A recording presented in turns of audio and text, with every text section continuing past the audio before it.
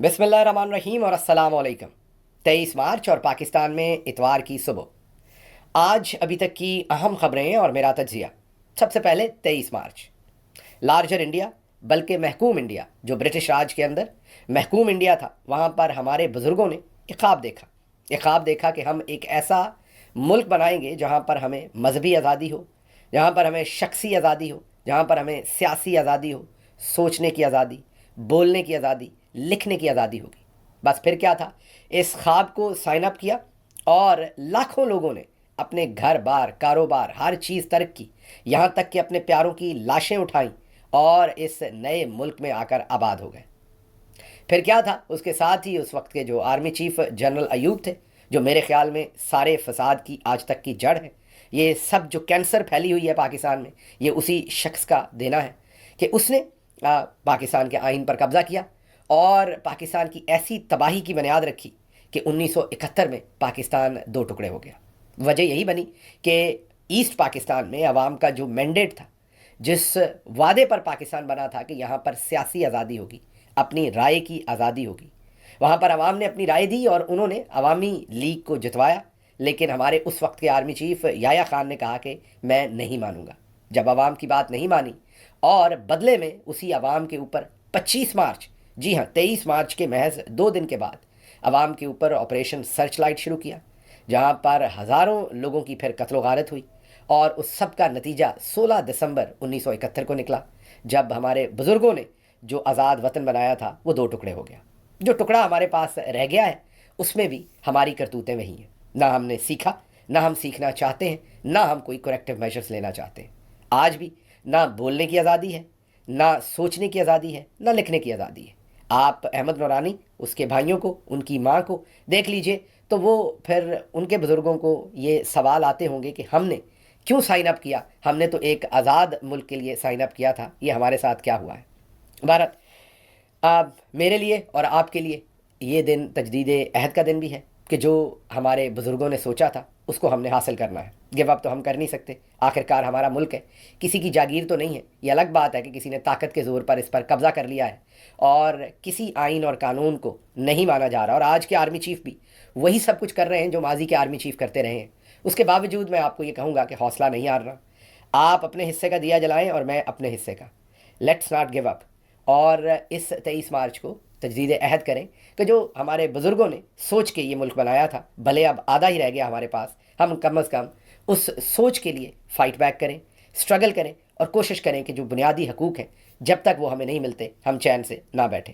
इसके साथ साथ एक और बात भी, अपोजिशन में जमातें ये सारी बातें करती हैं, जब हुकूमत आती है तो वही जमातें आपको दोबारा इस्टेब्लिशमेंट के तलवे चाटती नज़र आती हैं। आपने अपने आप को भी एजुकेट करना है।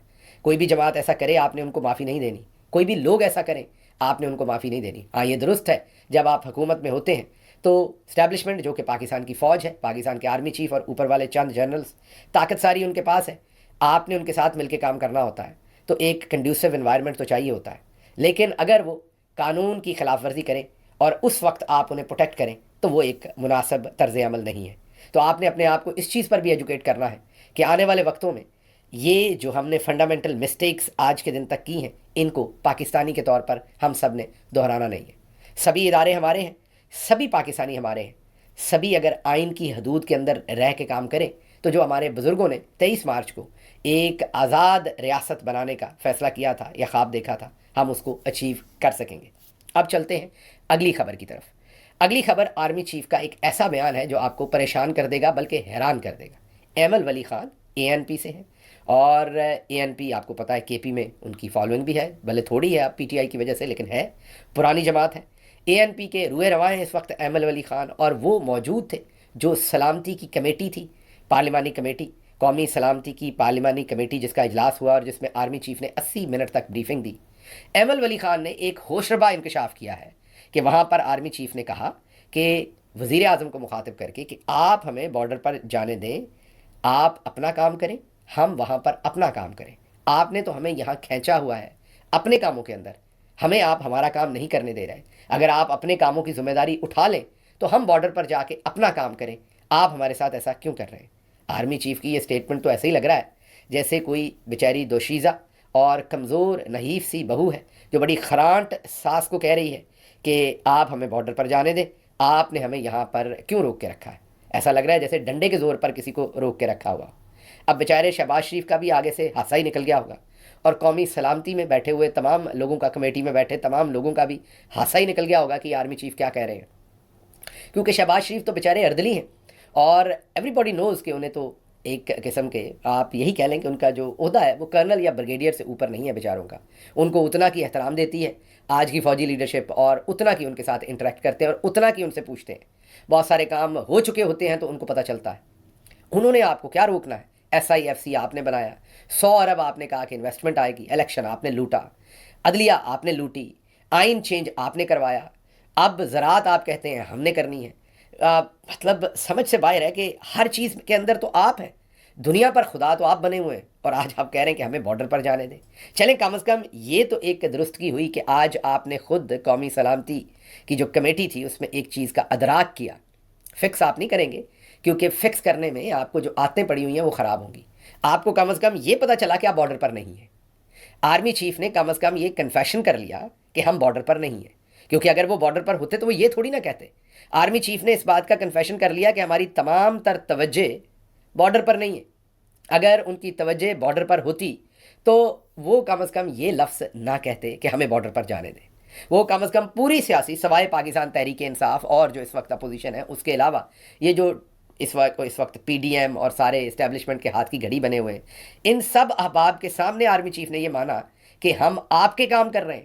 آرمی چیف نے کنفیشن کر لیا کہ ہم تمام جو گورننس کا کام ہے وہ ہم نے سنبھالا ہوا ہے، آپ کا کام بھی ہم کر رہے ہیں، اور بارڈر پر ہم نہیں ہیں۔ تو حضور والا تھینک یو کہ آپ نے کنفیشن کیا، کیونکہ جو بارڈر کے حالات ہیں، جو کچھ پاکستان کے ساتھ ہو رہا ہے، جس طریقے سے ہندوستان لوگوں کو اندر آ کے مار رہا ہے، جس طریقے سے افغانستان والی سرحد کے معاملات ہیں، جو کچھ بلوچستان میں ہو رہا ہے، اس سے جو کچھ جعفر ایکسپریس کے ساتھ ہوا، کہتے ہیں وہ انٹیلیجنس فیلئر نہیں تھا، 450 لوگوں کی ٹرین کو یرغمال بنا لیا، اور انٹیلیجنس فیلئر کیا ہوتا ہے؟ تو چلیں یہ بات تو اچھی ہو گئی کہ army chief general Asim Munir صاحب نے یہ کہہ دیا کہ آپ اپنا کام کریں، ہمیں اپنا کام کرنے دیں، فی الحال تو آپ کا کام بھی ہم کر رہے ہیں اور ہم اپنا کام نہیں کر رہے۔ سیدھا سیدھا کنفیشن ہے ان کا کہ وہ جو ان کے کام نہیں ہیں وہ تو کر رہے ہیں، جو ان کا ہے وہ نہیں کر رہے۔ اگلی خبر کی طرف بڑھتے ہیں۔ اگلی خبر بھی بڑی انٹرسٹنگ ہے۔ کئی دفعہ کچھ لوگ ہوتے ہیں سیاسی طور پر انٹیلیجنٹ ہوتے ہیں لیکن فکری طور پر بے ایمان ہوتے ہیں۔ رانا ثناء اللہ صاحب ان میں سے ایک ایگزامپل ہے۔ سیاسی طور پر گلی محلے کی جو سیاست ہے اس میں انٹیلیجنٹ آدمی ہے، جتنا آپ نے ان کے بارے میں ایک امیج بنایا ہوا ہے وہ اتنے میرا نہیں خیال کہ برے آدمی بھی نہیں ہوں گے اور اتنے اچھے بھی نہیں ہوں گے جتنا بہت سارے لوگوں نے ایکسپلین کرتے ہیں۔ وہ ایک ٹپیکل پاکستانی سیاستدان ہے، جو جن سے ان کا ریلیشن شپ ہے ان کے ساتھ ریلیشن شپ نبھاتے ہیں، جن سے دشمنی ہے ان سے دشمنی نبھاتے ہیں، لیکن ان کے اندر ایک کیڑا ہے اینٹائی اسٹیبلشمنٹ کا بھی، کیونکہ ان کو مار پڑی، ان کے ساتھ برا سلوک کیا تھا پچھلی اسٹیبلشمنٹس نے، پچھلی فوجی قیادت نے۔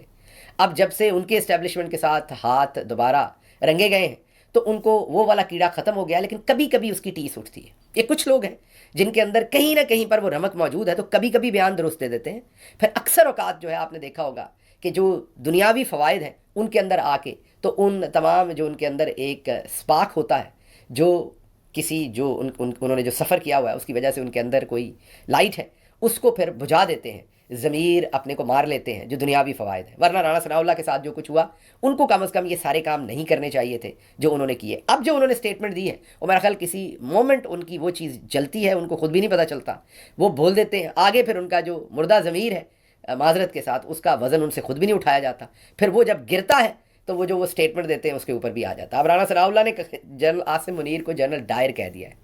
جی ہاں، میں آپ کو بتاتا ہوں، آپ حیران ہوں گے کہ یہ انہوں نے، میرا خیال ان کو خود بھی نہیں پتہ چلا ہوگا کہ میں نے کہہ دیا ہے، لیکن انہوں نے کہہ دیا ہے۔ انہوں نے ایک ٹی وی انٹرویو میں انٹرویو دیتے ہوئے یہ کہا کہ دیکھیں جلیانوالہ باغ بھی ہوا تھا، کیا کچھ نہیں ہوا تھا، آزادی تو آخر جمہوریت اور جمہوری کوشش سے ہی ملی تھی نا۔ اب اس بیان کو غور سے ذرا ایک دفعہ پھر انالیسس کیجیے۔ یہاں رانا ثناء اللہ ایک قسم کا کنفیشن کر رہے ہیں کہ جس طریقے سے جنرل ڈائر ظالم تھا اور جلیانوالہ باغ ہوا تھا، اسی طرح کا ظلم آج بھی ہو رہا ہے۔ لیکن رانا ثناء اللہ یہ تو مان رہے ہیں کہ معاملہ جنرل ڈائر والا ہی ہے، لیکن وہ آگے اس کا حل بتا رہے ہیں کہ جیسے قائد اعظم نے جمہوری جدوجہد کی تھی، آج بھی جمہوری جدوجہد اگر آپ کریں تو پھر ہی معاملہ حل ہونا ہے۔ ان کے کہنے کا مطلب یہ ہے، حالانکہ انگریز نے نہ الیکشن لوٹا تھا، نہ انگریز نے قائد اعظم کے اوپر عدت اور نکاح کا کیس بنایا تھا، نہ توشہ خانہ کا، نہ سائفر کا، نہ قومی سلامتی کا، نہ غدار ڈکلیئر کیا تھا، نہ جیل میں ڈالا تھا۔ اس لیے لیڈرشپ موجود تھی اور وہ سیاسی جدوجہد کرتی رہی اور آخرکار پاکستان بنا، ہندوستان بنا، بنگلہ دیش اور پاکستان ایک ہی ملک اس وقت پاکستان بنے۔ اب کا جنرل ڈائر جو ہے وہ تو پھر معاملات اور بھی آگے ہیں۔ اب یہ رانا ثناء اللہ صاحب نے کہا ہے، ہم نے نہیں کہا، کیونکہ رانا ثناء اللہ یہ کہہ رہے ہیں کہ جلیانوالہ باغ کے باوجود سیاسی معاملے سے ہی طاقت ملی تھی، تو آج وہ کنفیشن کر رہے ہیں کہ شاید آج بھی جنرل ڈائر والا معاملہ ہی ہے۔ اگلی خبر جو وہ نیو یارک ٹائمز نے پاکستان کے بارے میں ایک آرٹیکل لکھا ہے، بہت ہی حیرت انگیز قسم کا آرٹیکل ہے، میں یہی کہوں گا۔ انہوں نے کہا کہ پاکستان ڈوب رہا ہے، پاکستان کے حالات بہت برے ہو رہے ہیں۔ خلاصہ اس آرٹیکل کا یہی ہے کہ انہوں نے کہا کہ دنیا میں برکینا فاسو جو ہے وہ نمبر 1 پہ ہے ٹیررزم میں، اور پاکستان نمبر 2 پہ ہے۔ انہوں نے بتایا کہ 2019 میں پاکستان میں بالکل پرامن ملک بن گیا تھا، لیکن اب 2024 میں 1000 سے زیادہ ہلاکتیں ہوئی ہیں۔ انہوں نے یہ بتایا کہ ٹیررزم سے پاکستان کی اینٹ سے اینٹ بچ گئی ہے، لیکن جو پاکستان کی ملٹری کی ٹاپ براس ہے وہ زبردستی اسے کنٹرول کرنا چاہتی ہے، اور جو کوئی ڈسینٹ کرتا ہے اس کو اٹھا لیا جاتا ہے، اس کی آواز بند کی جاتی ہے۔ اب آپ سوچئے پوری دنیا جب پاکستان کے بارے میں پڑھے گی تو وہ جو جنرل صاحب نے SIFC بنائی تھی 100 بلین کی، اس میں سے کتنے بلین یہاں آئیں گے۔ اب نیو یارک ٹائمز نے بھی یہ کہا ہے کہ آپ کی پالیسیز فیل ہو رہی ہیں، اور آپ کی پالیسیز کی وجہ سے پاکستان جو ہے اس کو آپ ڈبونے کی طرف لے کے جا رہے ہیں۔ بہت ہی میں یہ کہوں گا کہ پریشان کن یہ آرٹیکل ہے، لیکن ہم نے کون سا پریشان ہونا ہے، ہم نے تو اتار کے پی ہوئی ہے، ہمیں تو بس تن کے رکھو کی پالیسی کا پتہ ہے، اور اسی سمت ہم نے جانا ہے۔ اچھا جی، مارنگ بلوچ اور ان کے ساتھیوں کو اب گرفتار کیا گیا تھا۔ اب پتہ چلا کہ انہیں 3 MPO کے تحت کوئٹہ جیل بھیج دیا گیا ہے، اور وہاں پر بھی وہی نیریٹو دیا جا رہا ہے کہ سیکیورٹی فورسز نے کچھ نہیں کیا، جو وہاں پر پروٹیسٹرز تھے ان کی گولیوں سے وہاں پر راگیر اور کچھ مزدور قتل ہوئے۔ اب آپ پہ اب کون یقین کرے گا؟ 26 نومبر کو بھی تو آپ نے یہی کیا۔ یہی تو وجہ ہے جب آپ استعمال کریں گے دہشت گردی کے پرچوں کو، دہشت گردی کو لوگوں کے سروں میں گولیاں مار کے، اور نیریٹو یہ دیں گے کہ فائرنگ دونوں طرف سے ہوئی، یا فائرنگ ہوئی نہیں، یا کوئی مرا ہی نہیں، تو اب آپ پہ کون یقین کرے گا؟ آپ بلوچستان میں کیا کہہ رہے ہیں؟ بلوچستان میں نہ تو میڈیا ہے، نہ اس طریقے سے عوام جا سکتی ہے، نہ انٹریکٹیو ہے۔ اب آپ کی بات پہ کون یقین کرے گا؟ You last it. آپ کا جو عوام کے ساتھ ایک بانڈ تھا وہ اب ویسا موجود نہیں ہے جیسے پہلے تھا۔ آپ کی کریڈیبلٹی جو پہلے تھی وہ ویسی نہیں ہے۔ وہ ظاہر ہے بے وقوفی لوگوں کی سمجھ لیں، ایموشن سمجھ لیں، جو بھی تھا، لیکن اب کوئی اس بات پہ یقین کرنے والا نہیں کہ مظاہرین نے فائرنگ کی اور اس سے مظاہرین کے لوگ جو ہیں وہ قتل ہو گئے۔ آپ تو بالکل اس میں سے ٹھیک ٹھاک ہے۔ تو اب عقل کی بات یہ دیکھ لیں کہ مارنگ بلوچ کو گرفتار کر کے 3 MPO میں 1 مہینے کے لیے بند کر دیا ہے، لاشیں بھی وہاں سے زبردستی اٹھا لی ہیں۔ بجائے معاملے کو سالو کرنے کے، اس 23 مارچ کے اندر مارچ پر اس سارے معاملے کو، اس آگ کو دبایا جاتا، اس آگ کو مزید بھڑکایا جا رہا ہے۔ اس کے ساتھ ساتھ 23 مارچ کو ہی جو پریڈ ہونی تھی وہ اب ختم ہو گئی ہے، اور یاد کیجئے ہم نے آپ کو سب سے پہلے یہ ایکسکلوسیو سٹوری ہماری تھی پورے پاکستان میں، یہ ہم نے آپ کے سامنے بریک کی تھی۔ اچھا، یہ کو میں اپنے لیے کریڈٹ نہیں لیتا، یہ میری ٹیم کے ایک جرنلسٹ ہیں جنہوں نے یہ سٹوری گراؤنڈ سے نکالی تھی، اس لیے یہ امپورٹنٹ ہوتا ہے ان کو کریڈٹ دینا جو یہ کام کر رہے ہوتے ہیں۔ تو انہوں نے اسلام آباد میں گراؤنڈ سے یہ سٹوری نکالی تھی، کسی دفتر میں جہاں سے یہ کارروائی ہو رہی تھی، وہاں سے وہ فائل کی فوٹو کاپیز ہم تک پہنچی تھیں۔ جو گراؤنڈ پر ہمارے لیے جرنلسٹ کام کرتے ہیں، یہ سٹوری ان میں سے ایک جرنلسٹ نے نکالی تھی، اس لیے اس ویلاگ کے تھرو یہ ایکسکلوسیو سٹوری گئی تھی، جس میں ہم نے ان تمام ٹاؤٹس کی لسٹ جو ہے وہ آپ کے سامنے رکھی تھی، سب سے پہلے پاکستان میں جن کو تمغے مل رہے ہیں، کسی کو تمغہ امتیاز تو کسی کو تمغہ حسن کارکردگی۔ اب وہ لسٹ جو ہے وہ سامنے آ گئی ہے، اور اب 23 مارچ کو ہی، آج ہی کے دن، وہ تمغے دیے جا رہے ہیں ان تمام ٹاؤٹس کو جن کا ہم نے آپ کو بتایا تھا، اور وہ لسٹ جیسے ہم نے آپ کو بتائی تھی وہ خبر درست نکلی ہے۔ تو ایک طرف مارنگ بلوچ کے ساتھ کیا کیا جا رہا ہے، جو لوگ اپنے حقوق مانگ رہے ہیں، اور دوسری طرف ٹاؤٹس کو جو ہے وہ تمغے لگائے جا رہے ہیں۔ مطلب ان کے حساب سے سب اچھا ہے، اور یہ سمجھتے ہیں کہ عوام بے وقوف ہے، ایسے کام کریں گے تو عوام کو لگے گا سب اچھا ہے۔ اچھا جی، چلتے چلتے آپ کو یہ بھی بتائیں کہ جیسے ہی زلمے خلیل زاد جو ہیں وہ نکلے ہیں افغانستان سے، تو محمد صدیق خان، جن کو عمران خان نے اسپیشل انوائے افغانستان کے لیے لگایا تھا، پھر ان کو ہٹا دیا تھا، پھر دوبارہ ان کو لگایا ہے، ان کو اب افغانستان بھیجا گیا ہے، اور وہ وہاں ملاقاتیں کر رہے ہیں، اور ان کی فارن منسٹر سے ملاقات ہوئی ہے۔ آج سے 5-6 دن پہلے تک ہم افغانستان سے جنگ کرنا چاہتے تھے، ہم افغانستان سے وہ اسلحہ چھین کر امریکہ کو واپس دینا چاہتے تھے جو امریکہ کا رہ گیا ہے۔ اب افغانستان طالبان کے معاملات امریکہ سے سیدھے ہو گئے ہیں، تو ہم بھی جوتے چٹکھاتے وہاں پہنچ گئے ہیں کہ آئیں ہم بھی بیٹھ کے بات چیت کرتے ہیں۔ اب مجھے بتائیے، اب طالبان یا افغانستان آپ کی کیا رسپیکٹ کرے گا؟ یو لاسٹ اندر اپرچونٹی۔ لیکن آپ کی یہ جو ایک آپ اپرچونٹی دیکھ رہے تھے کہ نئی جنگ شروع کرتے ہیں، اس میں سے ڈالر آئیں گے، ایک نئے لالچ نے آپ کو یہاں پر بھی پھنسوا دیا ہے۔ اچھا جی، اگلی ایک اور آپ کے سامنے خبر رکھنی ہے، اور وہ یہ ہے کہ سرکاری افسران کو ہسپتالوں میں پروٹوکول ملے گا۔ جی، پہلے کم ملتا ہے، اشرافیہ کو پہلے پروٹوکول کم ہے، اب اور دینے کا فیصلہ کیا گیا ہے اور اس کا نوٹیفیکیشن پنجاب میں جاری کر دیا گیا ہے، اور انسٹرکشن یہ دی گئی ہے کہ ایک فوکل پرسن بنا دیا گیا ہے کہ کوئی بھی سرکاری اعلیٰ جو افسر ہیں ان کے گھر والے اگر کسی بھی سرکاری ہاسپٹل میں جانا چاہیں تو ان کو پروٹوکول ملے گا، خصوصی طور پر ان کو پہلے دیکھا جائے گا، ان کے مریضوں کو پریورٹی پر دیکھا جائے گا، کیونکہ دوسرے تو گدھے ہیں نا، دوسرے تو گھوڑے بھی نہیں ہیں، گدھے ہیں، گدھے بھی، بلکہ گدھوں کے بھی رائٹس ہوتے ہیں، ان کے تو کوئی رائٹس ہی نہیں ہے، وہ تو کمی کمین ہے۔ اسی دن، اسی 23 مارچ پر تو ہمارے بزرگوں کو اگر پتہ ہوتا کہ اس طرح کے نوٹیفیکیشن ہونے اور اس طرح کی کاروائیاں ہونی ہیں تو ہو سکتا ہے وہ بھی سیکنڈ تھاٹ دیتے کہ ہم کیا کرنے لگے ہیں۔ لیکن بہرحال یہ سارا کام جو ہے، اب یہ نوٹیفیکیشن سامنے آیا ہے کہ ہاسپٹلس میں اب جہاں پر آپ کو پتہ ہے ہاسپٹلس میں بہت عمومی طور پر سیریس لوگ جاتے ہیں، ویسے تو لوگ جو بنیادی طبی سینٹر ہوتے ہیں یا آؤٹ ڈور ڈاکٹرز کہیں پر مل لیتے ہیں یا کلینکس میں جا کے ڈاکٹرز کو دکھا لیتے ہیں، ہاسپٹل میں تو غریب وہی جائے گا جو بہت ہی سیریس لائف اینڈ ڈیتھ کا معاملہ ہے۔ ان اشرافیہ کی بے شرمی اور معذرت کے ساتھ لفظ استعمال کرنے لگا ہوں، بغیرتی دیکھیے کہ ان کو شرم نہیں ہے کہ اللہ کے حضور جا کر کیسے جواب دیں گے، وہاں پر بھی یہ ڈسکریمنیشن کر رہے ہیں۔ اگلی خبر آپ کے سامنے رکھنی ہے کہ 26 نومبر میں جو گرفتار ہیں ہمارے ورکرز، 88 ورکرز وہ قید ہیں، اور ان کو چھوڑنے ویسے تقریباً کوئی 750 کے قریب ابھی تک ورکرز قید ہیں۔ یہ بہت ہی شرم کی بات ہے جس طریقے سے یہ ریاست جو ہے، یہ غریب جو ورکر ہے اس کی زندگی انہوں نے عذاب کی ہوئی ہے۔ غور کیجئے، 26 نومبر کو گرفتار کیا تھا، ابھی تک ان پر 6-7 مقدمے کیے ہیں، اور ججز جان بوجھ کے جو بیل بانڈ ہے، ضمانت کی جو رقم ہے، اتنی ہائی رکھی ہوئی ہے کہ ان کی ضمانتیں نہ ہو سکیں۔ ابھی ان میں سے 88 لوگوں کو لایا گیا اور پھر انہیں جان بوجھ کر ایک اور مقدمے میں شناخت پریڈ کے لیے بھیج دیا گیا۔ پھر یہ کہتے ہیں ہماری باتیں مانو، پھر یہ کہتے ہیں کہ مارنگ بلوچ غلط ہے، ہم ٹھیک ہے ہماری بات مانیں۔ ان کرتوتوں کے بعد کون آپ کی بات مانے گا؟ جو لوگ آپ کے پاس پچھلے 4-5 مہینے سے ہیں، ان کی اب آپ نے شناخت پریڈ کرنی ہے۔ خیر، اس میں جو پاکستان تحریک انصاف کے ینگ ایڈوکیٹ ہیں وہ بہت ایفرٹ کر رہے ہیں، میری بہت بہت ستائش اسپیشلی مرتضیٰ توری اور ان کے دوسرے ساتھی جو بر وقت یہاں پہنچے، کوشش انہوں نے بھرپور کی، کامیاب نہیں ہو سکے، یہ ان کو بھیج دیا گیا واپس جیل، لیکن میری ستائش ہے مرتضیٰ توری اور دوسرے تمام وکلا کی جو پوری ایفرٹ کر رہے ہیں کہ یہاں پر معاملات کو کسی نہ کسی طریقے سے ان ورکرز کے لیے آسان کیا جائے۔ چلتے چلتے بلوچستان کی 2 اور خبریں آپ کے سامنے رکھ دیتے ہیں۔ کلات میں 4 پنجابی مزدوروں کو جو کسی ٹیوب ویل پہ کام کرتے تھے انہیں گولیاں مار کے قتل کر دیا گیا ہے، شہید کر دیا گیا ہے۔ اسی طریقے سے نوشکی میں 4 پولیس اہلکاروں کو قتل کر دیا گیا ہے، شہید کر دیا گیا ہے۔ یہ 8 لاشیں کل کے دن میں اٹھائی گئی ہیں۔